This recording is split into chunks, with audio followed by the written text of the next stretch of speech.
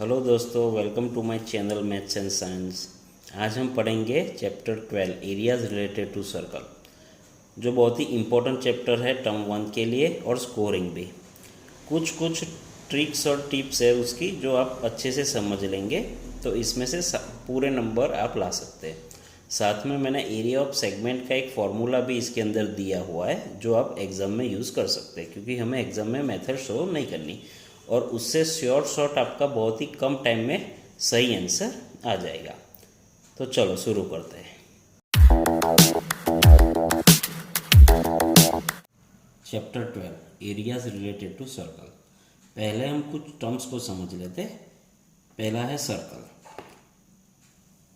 तो ये एक सर्कल है और सर्कल के बीच में जो पॉइंट होता है जिसको हम circle centre of the circle कहते हैं, जिसको जनरली हम ओ से डिनोट करते हैं। उसके बाद सर्कल के ऊपर कोई भी एक पॉइंट हमने ले लिया ए। ओ और ए के बीच का जो डिस्टेंस है जिसको हम रेडियस कहते हैं। तो रेडियस क्या हो गई हमारी लाइन सेगमेंट ओ है और जिसको हम स्मॉल आर से डिनोट करते हैं। अब हम बात करते हैं कॉर्ड एंड डायमीटर की। तो सर्कल के ऊपर कोई भी दो पॉइंट हमने ले लिए ए और बी, और उन दोनों के बीच में जो स्ट्रेट लाइन का जो डिस्टेंस है उसको कहते हैं कॉर्ड। यहाँ पे सेंटर होगा ओ, यानी कॉर्ड उसको कहा जाएगा जो कोई भी दो पॉइंट के बीच में स्ट्रेट लाइन है उसको। अगर वो straight line suppose centre of the circle में से पास हो रही हो तो उसको हम कहेंगे डायमीटर। या तो डायमीटर को उस तरीके से भी कह सकते हैं कि भाई सर्कल की जो सबसे लॉन्गेस्ट कॉर्ड है वो भी डायमीटर कहलाएगी। यानी कि भाई ए बी जो है वो कॉर्ड है और पी क्यू जो हमने यहाँ पे ड्रॉ किया है वो है डायामीटर। उसके बाद है आर्क और सर्कमफरेंस। तो सर्कल के ऊपर वापस से हम दो पॉइंट लेंगे ए एंड बी। अब कॉर्ड के अंदर ए और बी के बीच में जो लीनियर डिस्टेंस था यानी अलोंग द स्ट्रेट लाइन, उसकी जगह अब हमें along the path of a circle या तो सर्कुलर पाथ के अलोंग वो डिस्टेंस मेजर करना है, तो वो कहलाएगा आर्क। और आर्क को हम कैसे लिखते हैं कि भाई ऊपर लाइन सेगमेंट की जगह इस तरह से आर्क का साइन करते हैं। उसके बाद है सरकमफरेंस। तो सरकमफरेंस भी आर्क ही है लेकिन वो पूरे सर्कल का आर्क है। यानी यहाँ पे एक पॉइंट हमने ए कंसीडर किया, अगर ए से निकल के हम सर्कुलर पाथ पे चलेंगे और वापस से ए पे आएंगे तो टोटल जो डिस्टेंस कवर होगा उसको कहेंगे सरकमफरेंस। तो सरकमफरेंस एक क्वांटिटी है और उसमें हम मेज़र करते हैं total length of the boundary, किसकी, सर्कल की। उसके बाद है सेक्टर। तो सेक्टर के लिए भी हमने वापस से सर्कल के ऊपर दो पॉइंट्स एज्यूम कर लिए ए एंड बी। अब इन दोनों पॉइंट को हम सेंटर के साथ कनेक्ट कर देंगे। तो ये ओ ए और ओ बी जो होगी वो कहलाएगी radius. O A is equal to O B और वो होगी रेडियस। तो इस तरीके से सर्कल के दो पार्ट हो गए, ये छोटा पार्ट और ये जो बाकी रहा वो बड़ा पार्ट। तो छोटा पार्ट है जो कहलाएगा माइनर सेक्टर और बड़ा पार्ट है वो कहलाएगा मेजर सेक्टर। यानी भाई इस तरीके का जो पार्ट बनेगा वो कहलाएगा माइनर सेक्टर और जो इस तरीके का एक पार्ट बनेगा वो बनेगा मेजर सेक्टर। तो भाई जब भी हम इस चैप्टर में सेक्टर की बात करेंगे तो वो बाय डिफ़ॉल्ट आपको समझ लेना है कि हम माइनर सेक्टर की ही बात करते हैं। उसी तरह सेगमेंट है, तो सेगमेंट के लिए भी हमने कोई दो पॉइंट को अज्यूम कर लिया ए एंड बी और उन दोनों के बीच में लाइन ड्रॉ कर दी, यानी भाई ये ए बी हो गई कॉर्ड। तो इस कॉर्ड की वजह से भी सर्कल के दो पार्ट हो रहे हैं, एक ये नीचे वाला एक ऊपर वाला। तो ये जो छोटा वाला पार्ट है वो कहलाएगा माइनर सेक्टर सेगमेंट और ये जो बड़ा वाला पार्ट होगा जिसके अंदर सेंटर होगा वो कहलाएगा मेजर सेगमेंट। तो जनरली जब भी हम सेक्टर या तो सेगमेंट की बात करेंगे तो वो उस माइनर सेगमेंट और माइनर सेगमेंट की ही बात करते हैं। अब इसके अलावा एक टर्म है एंगल ऑफ सेक्टर। तो एंगल ऑफ सेक्टर क्या होता है? तो भाई सबसे पहले एक सेक्टर हम ड्रॉ करेंगे सर्कल पे। तो ये ओ ए और बी ये सेक्टर हो गया। तो ये सेक्टर का जो ये एंगल है उसको हम कहेंगे एंगल ऑफ सेक्टर। और इसी तरह से टोटल एंगल ऑफ सर्कल जो होता है वो होता है 360 डिग्री। यानी भाई एक सर्कल है, हमने एक रेडियस ड्रॉ करी ओ ए, और ये ए जो पूरा एंगल होगा वो कहलाएगा 360 डिग्री। इसको हम थोड़ा अलग तरीके से ऐसे समझते हैं कि भाई मान लो ये एक सर्कल है, सर्कल की दो रेडियस है और उनके बीच में इस तरीके से एक एंगल बन रहा है, तो ये 90 डिग्री का एंगल बन गया। लेकिन ये पूरा गोल घूम के वापस से उसी रेडियस के साथ मिल जाएगा, तो वो टोटल एंगल कहलाएगा 360 डिग्री का। यानी हम उसको एंगल ऑफ सर्कल भी कह सकते हैं। अब हम कुछ फॉर्मूलाज की बात कर लेते हैं। तो सबसे पहले आएगा सर्कमफरेंस।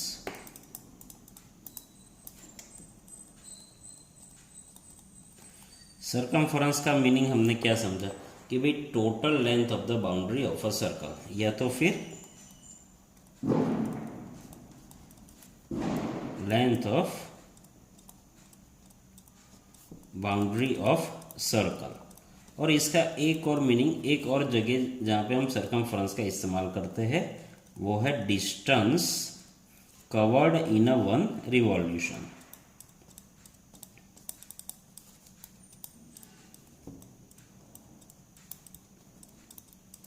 तो सर्कमफरेंस का फॉर्मूला है 2 पाई आर।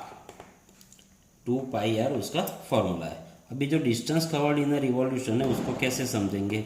ये सपोज के एक व्हील है हमारा, और ये व्हील इस रोड के ऊपर रोल हो रहा है।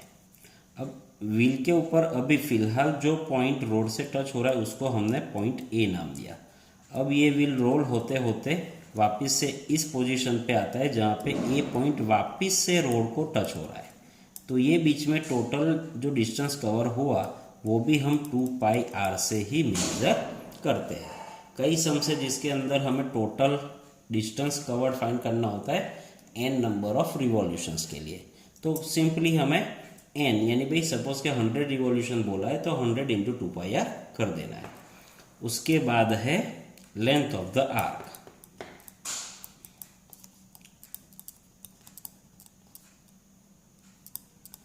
अब आर्क का क्या मतलब होता है, तो भाई जो सर्क्यूलर डिस्टेंस है उसको हम आर्क बोलते हैं। अब सर्कमफरेंस का क्या मतलब था कि भाई पूरे सर्कल की लेंथ, जबकि यहाँ पे सर्कल के कुछ पार्ट की लेंथ के बारे में हमें बोला है। अगर लेंथ ऑफ द आर्क हमें फाइंड करना है तो उन दोनों पॉइंट्स का सेंटर के साथ क्या एंगल बन रहा है वो हमें गिवन होगा। अब हमने आगे ये भी देखा कि भाई पूरे सर्कल का एंगल क्या होता है 360 डिग्री। तो इसका हिसाब हम यूनिटरी मेथड से करेंगे। तो भाई जो फाइंड करना है हमें वो है लेंथ, वो हम बाद में लिखेंगे, और जो एंगल है वो हम पहले लिखेंगे, यानी एंगल और लेंथ। अगर एंगल 360 डिग्री था तो टोटल लेंथ उसकी थी 2 पाई आर। अब एंगल हमें थीटा गिवन है तो उसकी लेंथ कितनी होगी, और उसको हम एल से डिनोट कर देते हैं फिलहाल के लिए। अब इसकी क्रॉस मल्टीप्लिकेशन हम करेंगे तो उसका आंसर हमें मिलेगा, यानी भाई 360 degree into L is equal to 2 pi r into theta. अब एल की वैल्यू फाइंड करनी है तो 360 डिग्री वहाँ पे डिनोमिनेटर में जाएगा, यानी 2 pi r into theta upon 360, और 2 और 360 कट हो जाएगा 180 से। तो एल की वैल्यू हमारी आई पाई आर थीटा अपॉन 180, यानी भाई लेंथ ऑफ द आर्क का फॉर्मूला है पाई आर थीटा अपॉन 180। उसके बाद हम बात करेंगे एरिया ऑफ सर्कल की। तो भाई एरिया ऑफ सर्कल क्या है। एरिया ऑफ सर्कल का फॉर्मूला है pi r square. Area of circle का फॉर्मूला है पाई आर स्क्वायर। अब बात करेंगे एरिया ऑफ सेक्टर।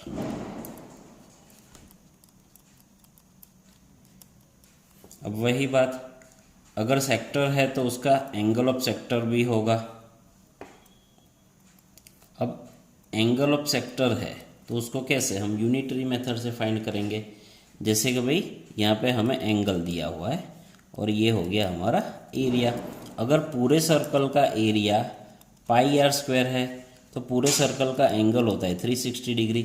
हमें यहाँ पे सर्कल का सिर्फ कुछ पार्ट, सर्कल का एक छोटा पार्ट जो सेक्टर है उसका एरिया फाइंड करना है। तो उस सेक्टर का एंगल हमें गिवन है थीटा, तो उसके लिए उसका एरिया कितना होगा, तो मैंने उसको ए से डिनोट किया है। अब यहाँ पे वापस से हम करेंगे क्रॉस मल्टीप्लिकेशन, यानी a multiply by 360 degree is equal to pi r square into theta. अब 360 डिग्री डिनोमिनेटर में चले जाएंगे तो pi r square theta upon 360 degree. अब हम फाइंड करेंगे एरिया ऑफ सेगमेंट। तो एरिया ऑफ सेगमेंट क्या होता है, तो भाई ये हो गया हमारा सर्कल और ये हो गई कॉर्ड। तो इस कॉर्ड की वजह से ये सेगमेंट फॉर्म हो रहा है, तो इसका एरिया हमें फाइंड करना है। तो उसके लिए हम रिस्पेक्टिव सेक्टर का एरिया पहले फाइंड करेंगे। तो ये हो गया हमारा सेक्टर और इस सेक्टर का एरिया हमने फाइंड कर लिया। उसके बाद क्या करना है कि भाई एरिया ऑफ सेक्टर में से हम ये एरिया ऑफ ट्राइंगल माइनस कर देंगे।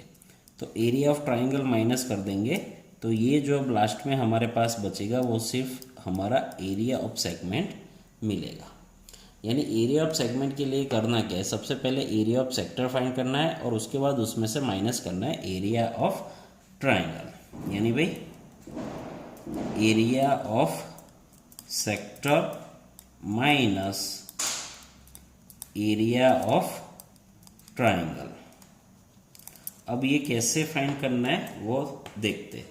एरिया ऑफ सेक्टर का तो हमें मालूम है formula, pi r square theta upon 360 और माइनस एरिया ऑफ ट्राइंगल क्या होता है, तो 1/2 हाइट इंटू बेस। अब इस ट्राइंगल के अंदर क्या हाइट होगी और क्या बेस होगी वो हम डिस्कस करते हैं। तो पहले मैंने सिर्फ ये ट्राइंगल ड्रॉ किया है। तो ट्राइंगल का ये वर्टाइस जो है वो सेंटर ऑफ द सर्कल है और ये दोनों जो पॉइंट है वो end points of the chord है। यानी सब में हमें ए बी की वैल्यू जो होगी वो गिवन होगी और दूसरी ओ ए या तो फिर रेडियस की वैल्यू हमें गिवन होगी और दूसरा गिवन होगा कि यहाँ पे जो एंगल बनता है वो थीटा, ये एंगल भी हमें गिवन होगा। इतनी तीन चीज़ें हमें अगर दी हुई है तो हम आसानी से एरिया ऑफ ट्राइंगल फाइंड कर सकते हैं। अब एरिया ऑफ ट्राइंगल में बेस तो हमारा बन गया कॉर्ड, ये जो ए बी है वो तो हमारा बेस बन गया। तो अब हाइट हमारी क्या बनेगी, तो पॉइंट ए से ए बी के ऊपर हम एक परपेंडिकुलर लाइन ड्रॉ करेंगे जो होगी ओ एम। तो ये ओ एम हमारा बन जाएगा हाइट, ये ओ एम हमारी बन जाएगी हाइट।